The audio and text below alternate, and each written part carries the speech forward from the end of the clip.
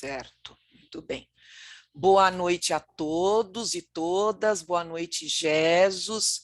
Hoje nós estamos iniciando o nosso canal Qualidade em Foco e estamos iniciando esse canal com duas pessoas, né, que trabalharam aí bastante e continuam trabalhando aí na área da qualidade, que é o Jesus, que vocês vão conhecer, e eu, que vocês estão aí em mais contato em outras conversas no dia a dia. Eu vou apresentar o professor Jesus, que além de professor, ele é consultor, atuante na área da qualidade, e que vai ser aí um personagem principal no nosso Qualidade em Foco. Nós vamos ter aí sempre conversas com o Jesus e com os amigos do Jesus, que são aí os nossos empresários, empreendedores, consultores, que estão sempre atuando aí na área da qualidade. Então, o Jesus, nosso querido Jesus de Lisboa Gomes, ele é mestre em administração pela FECAP, doutor em ciências sociais pela PUC São Paulo, professor e pesquisador do Centro Universitário FECAP, atua como consultor de empresas nas áreas de reestruturação e alinhamento estratégico, é cofundador do grupo de estudos A Vida das Ideias, que difunde conhecimento sobre democracia e sociedade. Foi membro do Conselho Universitário, do Conselho de Pesquisa e do Conselho de Curadores da Fundação Escola e Comércio Álvares Penteado, nossa querida FECAP, e atuou no Serviço Público Estadual Paulista, onde foi ouvidor da Secretaria de Planejamento. Então, esse é o nosso amigo Jesus. Obrigado, Luísa. Eu gostaria de te apresentar agora. Obrigada, Jesus. Luísa Marques de Abrantes, minha grande amiga, psicóloga, mestre em valores humanos, especialista em administração de recursos humanos, consultora sistêmica, pessoal e organizacional para áreas de processos, gestão da qualidade e recursos humanos, produtividade, gestão de pessoas, docente universitária e também de MBAs, facilitadora de metodologias sistêmicas integradas e participativas, atuante, muito atuante, eu diria que até militante como consultora, auditora e elaboradora de normas ISO 9000, inclusive, né, Luísa? Certificação ISO 9000, procedimentos de avaliação e certificações da qualidade, órgãos ABNT, FNQ, SEBRAE, SESCOP, ONA e ISO 9000 também. Obrigada, Jesus. Então, nós vamos começar, né, junto aí com os nossos ouvintes, nossos alunos, nossos empresários, todos os nossos amigos aí que atuam de forma aí ativa na área da qualidade. Nós vamos começar falando um pouquinho da trajetória da qualidade. Vamos, pelo menos, situar as pessoas que não conhecem ainda como é que foi esse início, né?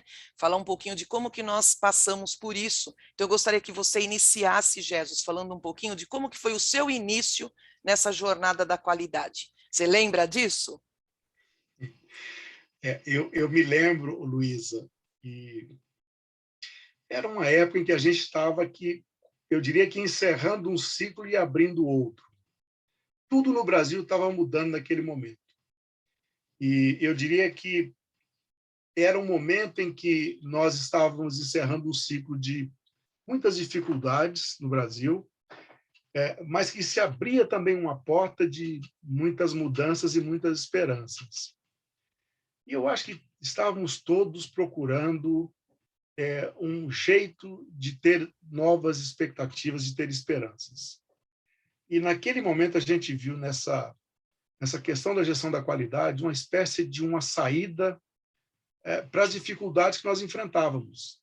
E aí eu estou falando de dificuldades em termos de ter uma utopia no sentido de alguma coisa que nos mobilizasse internamente para acreditar em alguma coisa de fato nova, mas também que apontasse para alguma saída para aquilo que era o baixo prestígio da administração pública. Eu confesso a você que havia situações que chegava a ser constrangedor dizer que trabalhava no setor público e que, às vezes, as pessoas tinham um certo constrangimento para dizer que era funcionário público. E, então, surgiu um programa nacional chamado Qualidade e Produtividade, que tinha dois grandes braços, né? Tinha um braço para o setor privado, que era buscar a melhoria da competitividade da empresa nacional, e tinha um braço para o setor público. A gente não sabia direito nem como aquilo funcionava. O que aconteceu de fato é que começaram a aparecer diversos eventos que eles se conectavam como uma totalidade, mas eles eram eventos quase que isolados. A gente tinha que meio que conectá-los. Não surgiam coisas que tratavam de análise de processos aqui, surgiam eventos que falavam sobre liderança lá, surgiam eventos que falavam de gestão em outro lugar, e a gente começou a buscar esses eventos. Eu me lembro que você ia para os eventos na Folha de São Paulo, que eram eventos feitos em parceria com a JUSE, que era uma entidade japonesa.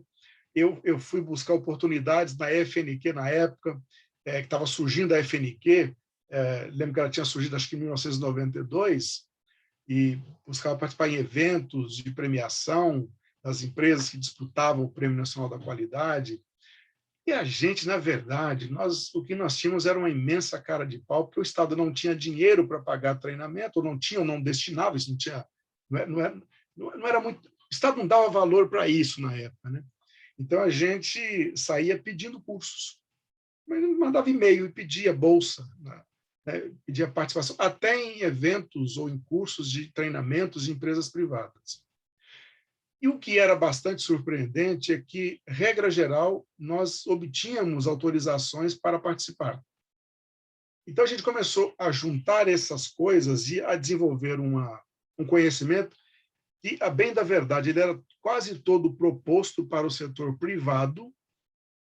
Então, aquilo não era exatamente a mesma coisa para o setor público, e nós começamos a tentar entender como é que aquilo poderia ser adaptado para o setor público, uma vez que muitos conceitos que eram desenvolvidos para o setor privado, eles eram quase que sem sentido para o setor público. Quando se falava, por exemplo, em fidelização de cliente.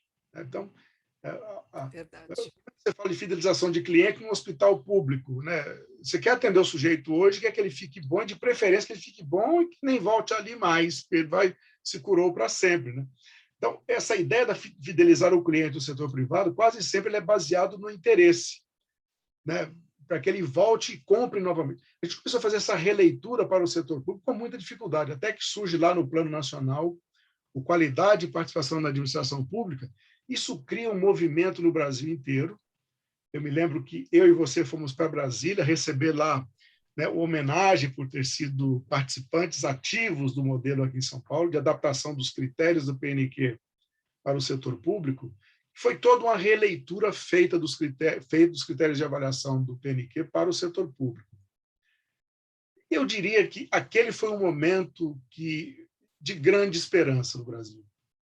E um movimento que ele extrapolou a administração pública, porque a grande maioria, ou uma grande parte, pelo menos, dos avaliadores da gestão pública, eles não eram membros da administração pública. Tinha muita gente que vinha do setor privado, mas que foi entender as características, e ali criou-se todo um movimento de busca da melhoria no setor público, e eu diria que foram pelo menos ali 6 a 8 anos em que, se eu tivesse que escolher uma marca daquele período, eu diria, foi um período em que nós voltamos a sonhar com um Brasil competitivo, com um Brasil produtivo e com a administração pública que se tornava relevante na sociedade brasileira. Essas são as minhas boas memórias daquele período. Verdade, foi exatamente assim também. Você teve muita participação nisso, e eu me lembro que a gente trilhava algumas vezes os mesmos caminhos, e às vezes caminhos diferentes, que se complementavam, que se juntavam depois nas ações internas da secretaria. Queria também te ouvir sobre isso. Então, Jesus, naquela época, né, para o pessoal que está nos ouvindo, na década de 90, então quando Jesus fala, né, dessa questão da crise que existia no país naquela década, né, foi uma década aí realmente bem atribulada, vamos dizer assim, né, muitas mudanças políticas, mudanças várias, né, de economia, como sempre, de economia para várias mudanças. Eu vinha, Jesus, de uma área que era a área de recursos humanos. Então, quando eu me formei, minha formação em psicologia, como você mesmo citou, e eu sempre trabalhei muito nas 3 áreas, educacional, clínica e organizacional, mas sempre centrei muito foco na organizacional. Então, eu trabalhava em desenvolvimento organizacional antes de ir para o Estado. E no Estado, eu também trabalhava muito com a formação das lideranças locais, que no caso são dos municípios. Então, como é que trabalhariam lá, por exemplo, aqueles grupos que estão dentro das prefeituras, como é que os gestores públicos poderiam trabalhar, ou seja, eu sempre trabalhei com foco em desenvolvimento de pessoas, sempre assim. E quando chegou na década de 90, que nós, tanto eu quanto você, quando nós começamos a observar, né, o próprio decreto, né, sobre o Programa Brasileiro de Qualidade e Produtividade, aquilo lá acendeu uma luz na minha cabeça, do tipo assim, eu quero participar disso. Eu não sei muito bem o que é, mas eu quero participar disso, porque eu acho que Bem isso assim. é o maravilhoso, e eu quero participar disso. E aí, na minha cabeça, vinha alguma coisa como assim, todo esse programa ele está falando muito de processos, mas quem toca os processos são pessoas. Então, era uma área que eu dominava. Então, eu falei, eu tenho que preparar as pessoas para que elas consigam entender esse jargão da qualidade, esse conceito de qualidade e consigam atuar. Porque o bem da verdade, Jesus, é que, infelizmente, a gente tem ainda, até hoje, alguns gestores de empresas, até empresas que têm até uma visibilidade, que acha que trabalhar o ser humano dentro da organização é o tal do motivacional. E eu nunca gostei muito de trabalhar o motivacional solto, que é quando você entra, você faz uma série de dinâmicas e vai embora. Só que as pessoas continuam lá dentro. E quando elas continuam lá dentro, elas não estão mais pulando com balões, certo? Pulando corda. Então, elas não estão fazendo isso. Então, quando elas fazem as dinâmicas, elas dão o máximo de si e tiram 10. Só que no dia a dia, elas vão murchando, literalmente murchando.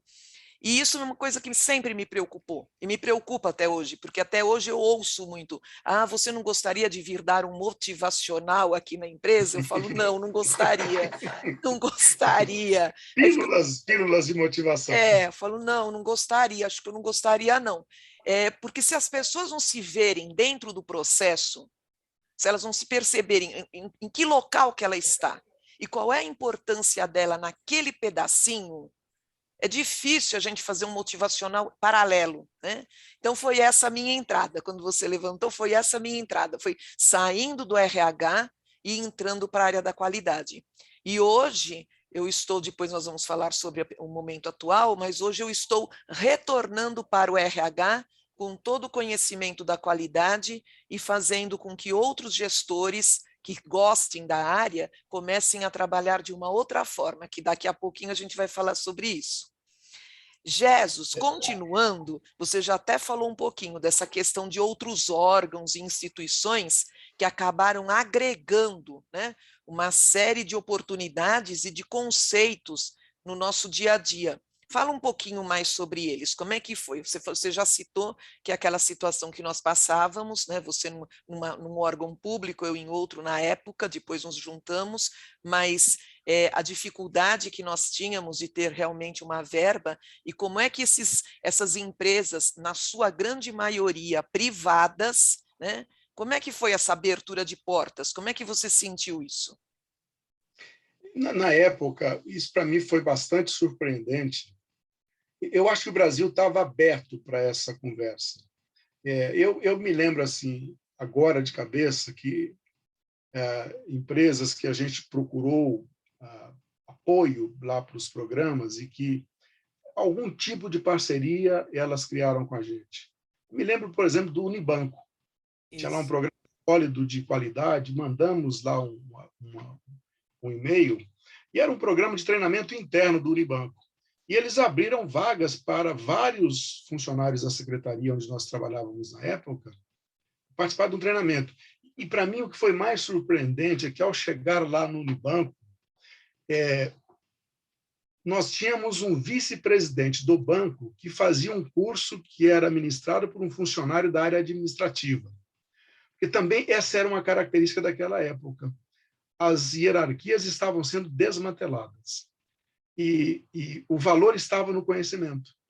Quem tinha conhecimento, ele passava e nesses espaços de aprendizagem, a hierarquia estava completamente desmantelada, que era uma ideia muito básica por trás daquele movimento da qualidade. Eu me lembro aqui da Toro, lá de Diadema, né, um colega nosso que faleceu muito jovem, o Eduardo, por exemplo, e nós fomos várias vezes a Toro, e a Toro mandou pessoas diversas vezes lá para a secretaria para participar de treinamento. Rádio Eldorado, tinha lá um jornalista que fazia um programa muito participativo, estava nascendo esses programas com participação de ouvintes, e ele esteve lá pelo menos uma vez para compartilhar com a gente. O metrô, tivemos uma parceria sólida com o metrô aqui de São Paulo, porque o metrô foi uma das primeiras empresas no Brasil a introduzir os conceitos de qualidade com parceria com as empresas japonesas. E o Falcone, que atuou muito fortemente no metrô. Mas, enfim, eu me lembro dessas parcerias agora, mas era um período diferente, né? As organizações estavam abertas para esse tipo de diálogo, e eu diria que havia uma perspectiva, uma predisposição muito forte para compartilhar conhecimentos. Eu acho que esse era um espírito dessa segunda metade da década de 90. Eu senti isso também. Na época, eu tinha um sonho na época, que era fazer aquele TEAL, Técnica e Experiência ao Ar Livre. E era um curso extremamente caro para a época, né, que nós estávamos atravessando, e a gente não tinha nenhum incentivo. E eu não esqueço também que eu também pedi para a GM, nossa querida GM, né, para fazer o curso com eles. E eles liberaram as vagas para a Secretaria de Estado, no caso onde nós estávamos, e nós fomos lá. Eu e mais 3 pessoas, passamos lá o dia inteiro em Jambeiro, no centro de treinamento da GM. Então, era só o pessoal da GM e os 4 lá que eram de área pública. E aquilo também eu senti a mesma coisa que você percebeu, assim, uma receptividade bem grande, e não havia nenhum tipo de discriminação falando, eles não são da área produtiva, eles são de uma outra área, uma área que na época, né, estava sendo muito questionada também.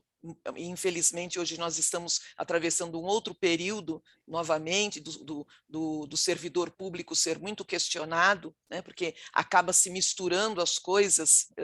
A gente sempre observa, né? Eu falo assim que do pescoço para cima, às vezes não é alguém da própria máquina do Estado, é alguém que foi colocado, né?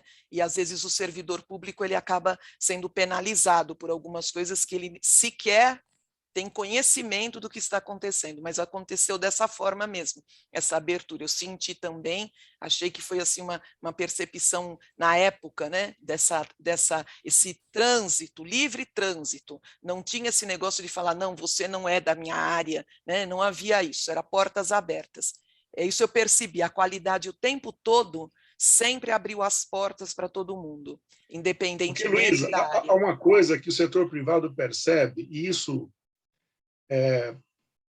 ficou muito claro para mim, muito rapidamente, que era o seguinte: quando você fala com o setor privado e busca o apoio dele para parceria para melhorar o setor público, o setor privado tem muito interesse nisso, porque ele sabe que quando o setor público funciona bem, a sociedade como um todo, incluindo aí as empresas privadas, tem ganho nisso, e o inverso também é verdadeiro.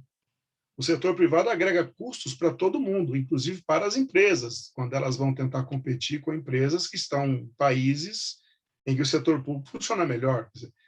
Você ter uma infraestrutura rodoviária ruim, ter portos que não funcionem adequadamente, ter uma infraestrutura de aeroportos travados, ou ter uma legislação ultrapassada, ou ter uma estrutura tributária defasada. Tudo isso é carga que o setor público agrega em termos de custos para o setor privado competir lá fora.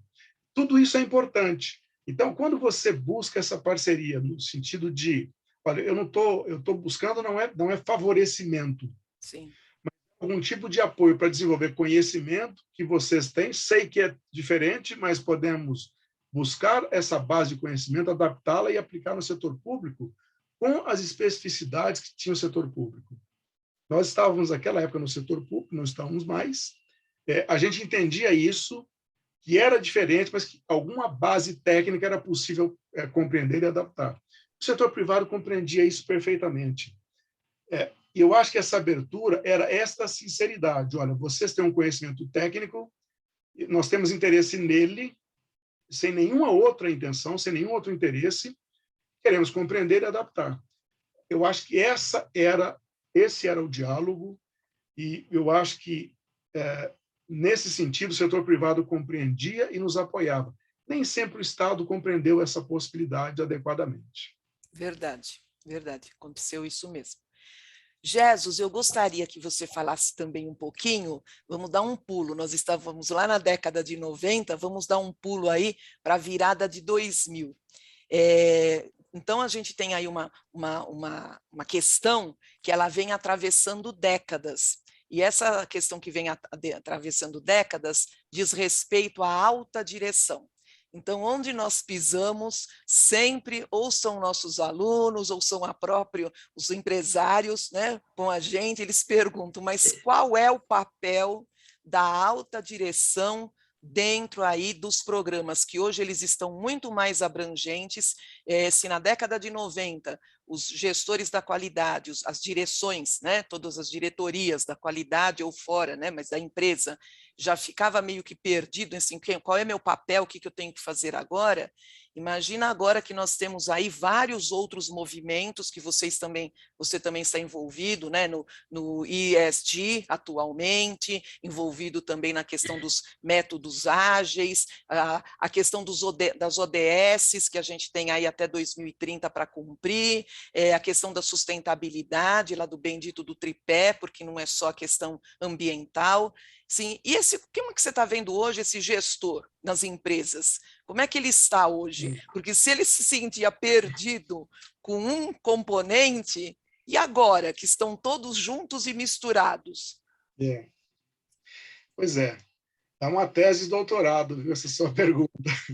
Mas, primeiro, eu diria o seguinte, né? Programa de qualidade que não tem envolvimento do topo estratégico é receita para o fracasso. Então, aqueles que lideram a organização também precisam liderar a mudança. E eu diria que é orientação de liderança do topo e engajamento da base. Sem ter isso, não há programa de qualidade que sustente. Eu queria até pedir desculpa para quem está nos ouvindo, Luísa, porque eu estou bastante rouco, né? Eu tenho falado tanto, eu até tenho vergonha, às vezes, tanto que eu tenho falado por aí. Mas olha só, essa sua pergunta diria o seguinte: qualidade é um assunto que vem evoluindo de longa data. E ela responde aos desafios de cada época. Se nós pegarmos o início do século XX, qualidade significava inspeção. Inspecionava-se produto a produto de forma muito semelhante a como a gente escolhe fruta na feira. Você vai lá, escolhe uma por uma, você pega lá a laranja, dá uma olhada, essa não está boa, você devolve lá para a barraca, escolhe aquelas que estão boas. A inspeção era assim, né? Por que era inspeção? Porque o desafio daquela época era produzir com o mínimo de qualidade. Eu me lembro que, fazendo a retrospectiva da história da administração, houve entre 1900 e 1910, o grande debate dos Estados Unidos era a qualidade da indústria de alimentação. E tinha lá um grande debatedor com Frederick Taylor, chamado Upton Sinclair. Ele escreveu um texto, The Jungle, né, a selva, em que ele descrevia como era ruim e como era, literalmente, sem qualquer cuidado de higiene, a indústria de alimentação nos Estados Unidos. a principal reação às denúncias do Upton Sinclair foi a criação do FTA em 1906. De tão grave que eram as denúncias. O Upton Sinclair propunha nos Estados Unidos que se adotasse, que destruísse o capitalismo, se adotasse o socialismo para acabar com aquele desmando do capitalismo. O Taylor vai se tornar o grande debatedor com ele, numa revista chamada The Magazine, dizendo, não, a questão não é destruir o capitalismo, mas é aperfeiçoar o capitalismo. E aí o Taylor vai propor o The Principles of Scientific Administration como uma forma de você padronizar, e aí você fazer a inspeção de produto acabado como forma de você acabar com aquele desmando da indústria de alimentação nos Estados Unidos. Mas veja, aquela época, a inspeção surge para garantir um mínimo de qualidade em produtos acabados. Isso vai começar a discussão na indústria de alimentação e vai se espalhar por todos os setores, né? Mas, à medida que essa padronização ocorre e a indústria ganha escala, a inspeção produto a produto se torna absolutamente impossível. Ali por volta de 1920 e 22, entre 1920 e 1930, um cara chamado Short vai propor o controle estatístico de processo. Agora, você não inspeciona produto um por um. Você pega uma amostra aleatória e, se ela é uma amostra escolhida, retirada aleatoriamente de um todo, você pode atribuir para esse todo as características daquela amostra. Esse controle estatístico de processo ele vai ser fundamental em como vai evoluir a qualidade ao longo das décadas, porque um dos principais alunos do Short era o Deming, que vai ser depois fundamental no pós-Segunda Guerra, quando os Estados Unidos ocupam o Japão e manda para lá uma equipe para fazer a recuperação da indústria de telecomunicações do Japão. O Deming é o principal engenheiro a ir lá e ensinar para os japoneses a ideia do controle da qualidade. E a qualidade vai surgir no Japão, curiosamente, como modelo japonês de qualidade, mas é um modelo, na verdade, ensinado pelos americanos. Sim. Surge como controle da qualidade. O Deming começa a falar em controle estatístico da qualidade para os japoneses, né? Então, lá, e isso vai evoluir para a qualidade assegurada, a ideia da qualidade que você garante desde o fornecedor. Por quê? Porque o japonês não tem onde fazer estoque. O espaço é muito limitado no Japão. Então, veja que a cada época ela está respondendo a uma demanda diferente. Eu tenho que segurar a qualidade desde o fornecedor, porque o que vier do fornecedor vai entrar direto na linha de produção, porque eu não tenho onde fazer estoque de produto acabado e nem de partes e componentes. E a qualidade que sai dos Estados Unidos com os professores americanos vai para o Japão, é aperfeiçoada para os japoneses também, né? Como, por exemplo, Kaoru Ishikawa, Taishi Ono, etc. e tal, volta para os Estados Unidos na década de 80 e vai ganhar essa amplitude e se tornar-se quase que um modelo filosófico de excelência nos negócios, administração da qualidade total. Porque aí já se percebe o seguinte, mais do que você controlar a qualidade, vem para a ideia de que é preciso que todos se comprometam com a qualidade, que todos se comprometam com a inovação. E os americanos que estavam ameaçados de perder a dianteira da economia mundial para os japoneses, recuperam com um movimento extraordinário a dianteira na inovação e a dianteira no protagonismo mundial na economia. Bom, mas a sua pergunta é, mas chegamos hoje, isso, né? 20 anos do século XXI, o que é que nós temos para hoje, né? E nós estamos vivendo, curiosamente, a sua pergunta nos leva àquilo que nós falávamos agora há pouco sobre os anos 90, que era uma época em que a gente vivia um período de desesperança e que se abria um período de novas perspectivas, de novas esperanças. Eu acho que nós estamos vivendo isso agora também. Nós estamos há 2 anos trancados em casa por causa da crise da Covid-19 e há muita desesperança. Muitos achando que nós estamos chegando numa espécie de fim da história. Nada mais equivocado. Por quê? Porque se nós olharmos, Luísa, para as grandes crises, elas são sempre seguidas de períodos em que você tem uma verdadeira explosão de inovação e de criação, mesmo aquelas que trouxeram tragédias até maiores do que a da Covid. Segunda Guerra Mundial, sim, uma das maiores tragédias da humanidade, né? Se não a maior. O que vem depois da Segunda Guerra Mundial é uma tomada de consciência da humanidade muito forte. Primeiro, a percepção de que, mesmo sendo a Europa o palco da guerra, o mundo todo foi atingido. Então, vem daí a percepção de que o mundo é um sistema só. E os países não são nada mais do que partes de um sistema maior. A ideia de sistemas integrados, que é uma ideia que lá da década de 20, mas que estava adormecida, ela é recuperada no pós-Segunda Guerra e volta à ideia de entender o que são sistemas formados por partes interconectadas. O mundo é um sistema só, então vai surgir as instituições multilaterais para coordenar de maneira internacional esses sistemas formados por subsistemas integrados. A ONU é resultado da tragédia da Segunda Guerra Mundial. Embora seja uma instituição muito criticada até hoje, mas a ONU cumpriu o seu papel. Sim. E certamente estaria muito pior sem ela, porque a ONU foi capaz de coordenar, de atenuar os conflitos, e um conflito com a proporção daquela tragédia que foi a Segunda Guerra Mundial não surgiu. Mas surgiu o FMI, surgiu o Banco Mundial, são todas as instituições multilaterais que surgiram para coordenar esse sistema complexo que é o mundo que nós vivemos. Nós lembramos da crise financeira de 2008. Lá surgiu Sarbanes-Oxley, que junta um deputado democrata, né, e um senador republicano, Michael Oxley e o Paul Sarbanes, para criar uma norma que pudesse colocar um pouco de ordem nos mercados financeiros. E a crise da Covid? Olha, o futuro é uma coisa que você não consegue prever. Se pudéssemos prever, nós ficaríamos ricos da noite para o dia. Mas eu acho que há certas tendências que a gente consegue olhar para o que pode acontecer. Eu vejo algumas que estão se desenrolando no horizonte. A primeira delas é o reforço à percepção lá pós-Segunda Guerra Mundial. Não mais apenas que nós somos um sistema único integrado, mas agora associada a essa percepção de um sistema único integrado mundialmente, é a percepção de o quanto nós somos frágeis. Porque nós chegamos à Lua, porque fomos para não sei onde, porque tem tecnologia, tem bomba.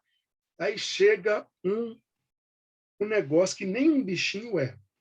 É um vírus invisível e colocou o mundo trancado dentro de casa. Então, não é melhor a gente parar para pensar? Na verdade, o ser humano é muito frágil.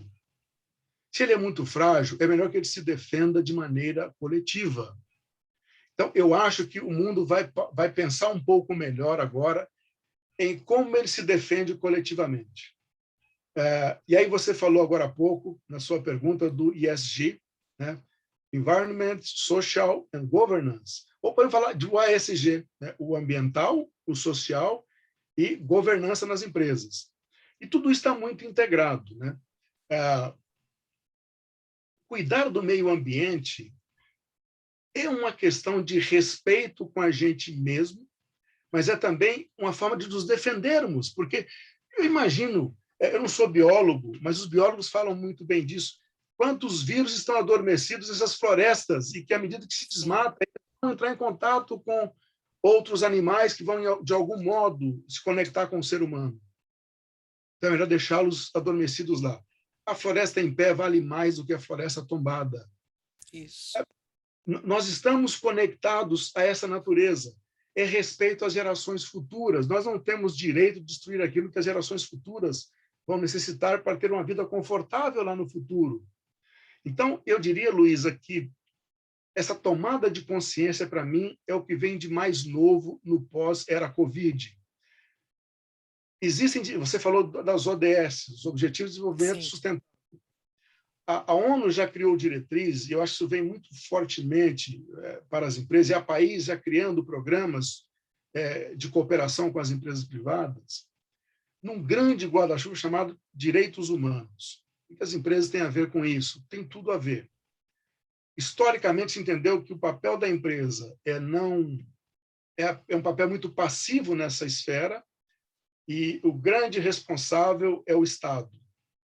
As empresas perceberam que em muitos países, como o Brasil, não é mais tempo de ficar esperando o Estado. E você pode ver o que está acontecendo hoje com a COP26, O Brasil está fazendo um papel feio lá. O Brasil não está bem na fita no plano internacional dessa questão ambiental. Mas tem várias empresas que atropelaram o governo brasileiro e avançaram muito, né? Empresas que fizeram um acordo de emissão de carbono zero, e as empresas perceberam que elas podem ser protagonistas da sociedade do futuro sem necessariamente aguardar a ação governamental. Eu acho que nós vamos entrar numa era em que a sociedade vai buscar a autorregulação e se antecipar aos governos, né? Eu sei que talvez eu esteja sendo muito otimista em relação a isso. Eu acho que essa tomada de consciência da sociedade ela vai chegar nos governos, no legislativo, também no executivo, como uma maneira de fazer pressão, mas as empresas vão tentar responder a isso de maneira antecipada. Por quê? Porque você tinha antes apenas o peso da lei hard do Estado. Mas você tem agora a lei que eu chamo da lei da vergonha, que é quando a sociedade percebe que uma empresa adotou um comportamento que ela considera que não é adequado, embora possa não ser ilegal, mas a sociedade considera que aquele comportamento é imoral, e ela pune a empresa boicotando as suas ações, boicotando os seus produtos. Eu acho que isso vai ter um peso cada vez maior, essa tomada de consciência pela sociedade. Os líderes que são capazes de compreender o que está acontecendo no grande ambiente, o que ocorre fora da empresa, vão fazer essa leitura adequadamente, vão ajustar os seus sistemas internos, os seus valores internos, o seu modo de pensar e as suas estratégias para compreender o que está do lado de fora. E vai ser capaz de, internamente, cuidar e associar isso aos seus programas de qualidade. A questão ambiental, a questão social, a questão do respeito aos direitos humanos, a questão da diversidade, de fazer due diligence, fazer auditorias, identificar riscos de se agredir direitos humanos, de afetar as comunidades próximas, enfim, de não mais pensar negócios como alguma coisa dissociada de fazer o bem. É preciso fazer o bem enquanto faz negócios. Eu acho que esse é o grande lema que vem para o século XXI ou que vem na era pós-Covid. Excelente dica, hein, Jesus? Quem estiver nos ouvindo daqui a pouco, né? E principalmente os gestores, essa questão de não achar que nós temos aí polos opostos, ou eu faço bem ou eu faço negócio. Não, faça seu negócio e faça o bem junto, né? Sim, por que tem que ser alguma coisa separada? Muito boa essa sua abordagem, gostei bem bastante. Como a gente já conversou em alguns dias, né, sobre esse assunto, achei que seria uma boa oportunidade para quem está nos ouvindo, né, e ouvir você, essa sua experiência, o seu otimismo também aí é alguma coisa que eu reconheço e que eu também junto, né? Eu acho que a gente tem que ser otimista, não por uma questão piegas, mas por uma questão de visão mesmo. Simplesmente, se a gente fecha o olho e fala não vai acontecer mais nada, então a gente está dando praticamente uma paralisia de gestão, paralisia de tudo. Isso daí não é fato, porque as coisas continuam se mexendo, as coisas continuam em movimento. Talvez não para o movimento que a maioria esperava, né? Mas as coisas estão caminhando. Quando você falou dos vários movimentos e da interface entre eles, hoje eu acho bem interessante, porque na própria página das ODS, quando você entra na página da ONU e você vê lá as ODS lá, eles fizeram de uma forma que hoje um empresário brasileiro, se ele entra no site, ele consegue ver com cada ODS, da 1 a 17, qual é a ISO que está junto. Então, quando ele clica, por exemplo, e vê que ele tem uma ISO 9, tem coisa que ele já faz que está ajudando a ODS. Então, por que eu estou falando isso? Porque às vezes o empresário ele acha o seguinte, meu Deus, eu tenho que dar conta de ISO 9, ISO 14, 45001, o SGI completo, como é que eu faço isso? Agora vem o ODS, agora o ISD, gente, como é que eu dou conta? Só que se a gente olhar, o foco, desde o início, é sempre, né, não se perdeu o foco. O foco é como que você faz o seu negócio. Você olha para o meio ambiente, você olha para a origem desse produto, dessa matéria-prima? Não olho. Seria legal você olhar. Esse legal seria o legal de bacana, né? Não só de legislação, mas acho que é importante você olhar, né? As pessoas que estão fazendo esse seu produto serviço, elas têm algum tipo de respaldo, de segurança do trabalho? Como é que elas estão produzindo? Acho que é melhor olhar. Então, as coisas não estão distantes. E a questão da governança, que todo mundo achava que a governança era alguma coisa que não tinha a ver com a qualidade. E que hoje a gente fala, gente, sem governança não há qualidade. Sim, as coisas caminham juntas. Acho que isso daí é um ponto bem interessante. Já que a gente está falando de qualidade, a gente já está 2025, eu vou fazer aí uma última questão para você se posicionar, Jesus, e daí a gente já está terminando. Porque a gente fala de qualidade, eu sempre tenho esse foco muito em cima, né, sobre as pessoas. As pessoas, hoje, nós estamos com um número de desempregados no Brasil também altíssimo, né?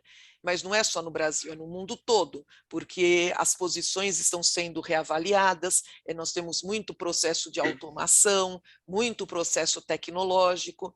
Então, o que acontece? Nós temos hoje um grupo grande de pessoas que estão desempregadas e a tendência é aumentar cada vez mais, porque as coisas vão mudando, mas, ao mesmo tempo, a gente tem muitas vagas novas, trabalhos novos, serviços novos. Só que o que a gente observa é que quem está hoje no mercado não consegue alçar voo para essa vaga. Mesmo ela sendo uma vaga nova, num processo novo, tudo novo, ele não consegue alçar para essa vaga nova. Como que você vê isso, Jesus? O que vai ser preciso ser feito? Que daí a gente vai ter que pensar novamente, né? Empresa privada e Estado. O que a gente pode, o que você imagina que pode ser feito numa situação dessa para não virar um caos ainda maior do que aquilo que a gente já atravessa hoje? Tem um grande trabalho a ser feito nessa área, né, Luísa? E, mais uma vez, como você bem pontuou, é um trabalho que ele poderia ser melhor desenvolvido com uma parceria do setor público e setor privado. Bom, certamente tem alguma coisa errada quando uma criança passa 12 anos na escola e, ao final, ela não consegue fazer uma conta de somar ou não consegue escrever uma frase corretamente. Então, tem alguma coisa errada. Eu entendo todos os problemas estruturais que vive a educação brasileira, mas é inevitável fazer essa constatação. E assim, é muito triste saber que você tem, no mesmo contexto, na mesma região, tantos desempregados e que as empresas têm aí milhares de vagas que não conseguem preencher porque as pessoas que estão do mercado desempregadas não conseguem ocupar essas vagas. Mais uma vez, a educação falhou. E eu lamento dizer, não é só a educação pública, não. A educação, de modo geral, falhou. A privada também está falhando. Né? Por quê? O capitalismo, ele é um sistema, pela sua natureza, ele é um sistema revolucionário. O que isso quer dizer? Ele destrói constantemente estruturas e constrói novas estruturas. É assim permanentemente. Aquilo que o Schumpeter chamou de destruição criadora. Tá? E ao fazer esse processo de destruição criadora, ele deixa para trás um certo rastro de desempregados, o que os economistas chamam de desemprego estrutural. Ou seja, as pessoas que trabalhavam naquelas estruturas que foram destruídas, elas tendem a ficar desempregadas. O Estado entra com as políticas compensatórias para cuidar desse grupo de pessoas que não conseguem voltar para o mercado de trabalho, e sempre haverá um grupo nessas condições, infelizmente. Qual que é o grande problema que ocorre no Brasil? É que também as novas gerações não estão sendo não estão sendo adequadamente preparadas para ocupar as novas vagas. Então, o Brasil está fazendo o que o capitalismo faz no mundo todo, desempregando um público mais velho, mas está fazendo também o que não se faz no capitalismo moderno, que é desempregar as novas gerações. Por quê? Como nós não estamos formando adequadamente as novas gerações, o Brasil está destruindo as velhas estruturas e, às vezes, exportando as vagas de maior valor agregado. Exportando para onde? Para a Coreia, para a China, para Singapura e assim por diante. Porque o que leva uma empresa como a Microsoft ou o Google a criar um grande laboratório de pesquisa em um país? É ter uma mão de obra altamente qualificada. Quando eu digo altamente qualificada, são programas de mestrado e doutorado nas áreas de engenharia, por exemplo. nós estamos falhando na formação das novas gerações. Então, eu acho que é o momento do setor privado sentar com o setor público, fazer planejamento de formação dessa mão de obra qualificada que ele precisa. Ou nós não saímos dessa cilada que nós entramos aqui. Porque nós vamos continuar destruindo as velhas estruturas e não estamos formando a mão de obra necessária para as novas realidades. Eu não estou dizendo aqui que o papel da universidade seja formar mão de obra para o setor privado, para não tomar pancada já, porque eu sei que já vou tomar. O papel da universidade é formar o cidadão do futuro, inclusive aquele que vai trabalhar para fazer pesquisa e criticar a iniciativa privada. O que eu estou dizendo é o setor privado pode, junto com o Estado, também planejar a formação daqueles que querem trabalhar no setor privado. Mas você tem aqui ainda um descasamento muito grande entre quem planeja políticas públicas e aqueles que são, digamos, os receptores dessas políticas públicas, seja o cidadão comum, seja o empresário. Eu acho que voltar a juntar essas duas pontas, porque, veja, uma sociedade aberta, democrática, capitalista, ela é formada dessas três partes. Sim. O governo, o mercado e a sociedade ampla. No Brasil, esses três setores funcionam separadamente. E quase sempre, quando juntam os dois, que é o empresário e o Estado, são processos de corrupção. Não é disso que nós estamos falando aqui. Então, o que eu gostava no Programa Brasileiro de Qualidade e Produtividade era isso. Você tinha lá um braço que era empresários, que tocavam o programa em âmbito nacional, que juntava o PIB pensante para pensar estruturas e programas e estratégias para aumentar a competitividade, e tem resultados extraordinários desse período. Tinha um braço para o setor público. Como é que é a administração pública para um país que vai ser competitivo internacionalmente? E você tinha todo um movimento que era para procurar lidar com a pobreza. Acho que esse se desenvolveu menos naquela época, avançou depois, mas esse tripé. Como é que o Estado vai dialogar com o setor privado e dialogar com a sociedade? Se nós não recuperarmos a capacidade de fazer esse diálogo com essas três partes, a gente não sai dessa cilada que estamos aqui. Hoje, isso está completamente congelado. Não há diálogo do Estado nem com o setor empresarial, nem com a sociedade ampla. São três instâncias que estão funcionando completamente isoladas e que não formam um todo integrado. Obrigada, Jesus, excelente, era essa dica que eu queria. Dessa conversa. Peço perdão pela minha rouquidão aqui, mas adorei, Luísa. Obrigada, Jesus. Olha, nós já estamos aí 20h33, então aí todos que vão assistir aí no nosso canal, no Qualidade em Foco, a ideia vai ser mais ou menos trabalhando nessa linha, né? Nós vamos trazer aí outras perspectivas também, mas sempre nós vamos ter aí um especialista na área que vai falar um pouquinho de o pensamento dele, a experiência dele no dia a dia, que é o caso aí do Jesus, que participa de vários fóruns aí de discussão, de implantação de programas. Agradecemos aí a todos que estão nos assistindo e deixem no nosso canal também as suas dúvidas, reflexões e inclusive até contrapontos, que é para a gente também repensar e dar o retorno para todo mundo. Obrigada a todo mundo, obrigada a Jesus, boa noite. Obrigado mais uma vez, Luísa, boa noite, sempre à disposição. Obrigada.